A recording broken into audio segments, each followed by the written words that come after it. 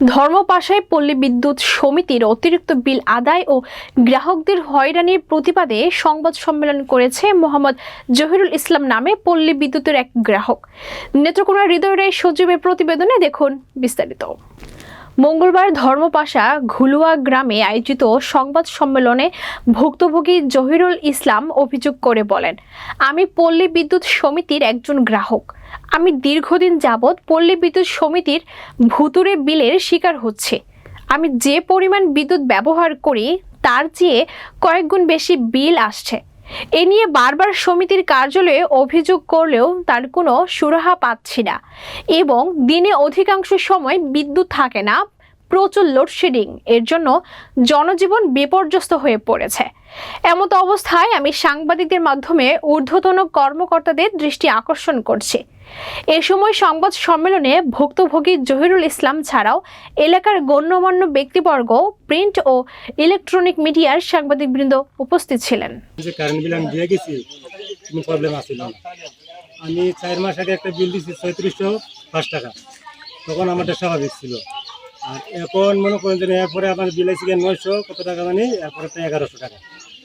এখন এক মাসে আমার উঠাই দিচ্ছে আপনার প্রায় 18,000 টাকা। আর এই মাসে আমার বিল দিয়ে দিচ্ছে 19,172 টাকা। এই জন্য আমি সাংবাদিক সম্মেলন করতে বাধ্য হয়েছি।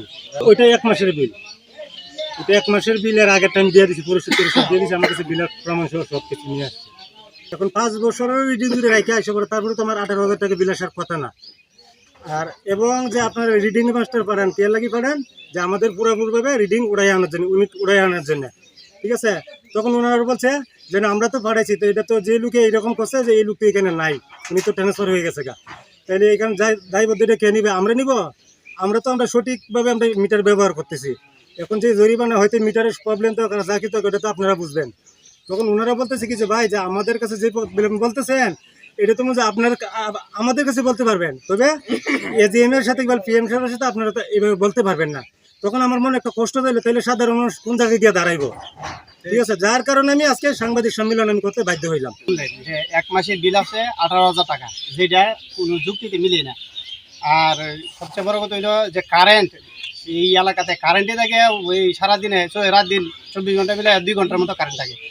আর শুধু প্রবলেম ওর না, আমার থেকে শুরু করে এই গ্রামের মানে এমন কোনো ঘর বাদ নাই যে এই কারেন্টের বিল নিয়ে কোনো সমস্যা নেই। তো এই সে যে বলছে যে রিডিং নিয়ে আমার নিজেরও এই আমি বিল নিয়ে গেছিলাম অফিসে, যে কি এই আমার গত মাসে দেখেন এই যে এই রানিং আমার এই যে প্রতি মাসের বিল আমি দিয়ে দিতেছি, প্রতি মাসে আপনার 1200 টাকার মতো বিল আসে। তো গত মাসের আগের মাসে হঠাৎ করে বিল আইছে আমার 1990 টাকা বিল। তো আমি কাগজ নিয়ে অফিসে যাওয়ার পর বললাম যে এই এত টাকা বিল আসলো কিভাবে?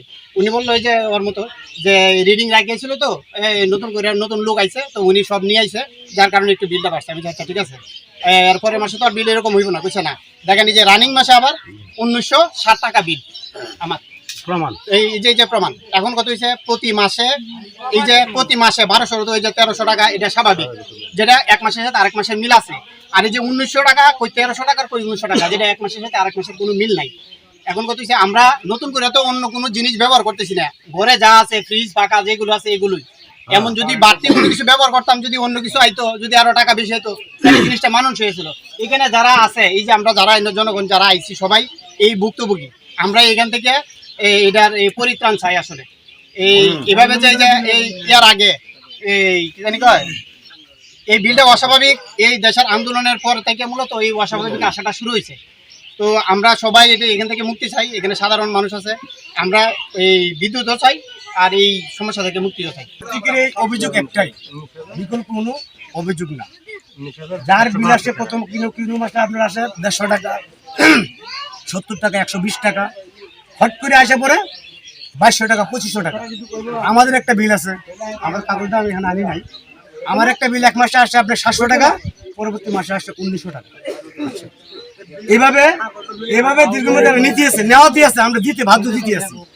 আর 24 ঘন্টার ভিতরে অলিপুর বড় জোর মনে করেন 2 থেকে আড়াই ঘন্টা কারেন্ট থাকে, আর বাকি কারেন্ট নেই।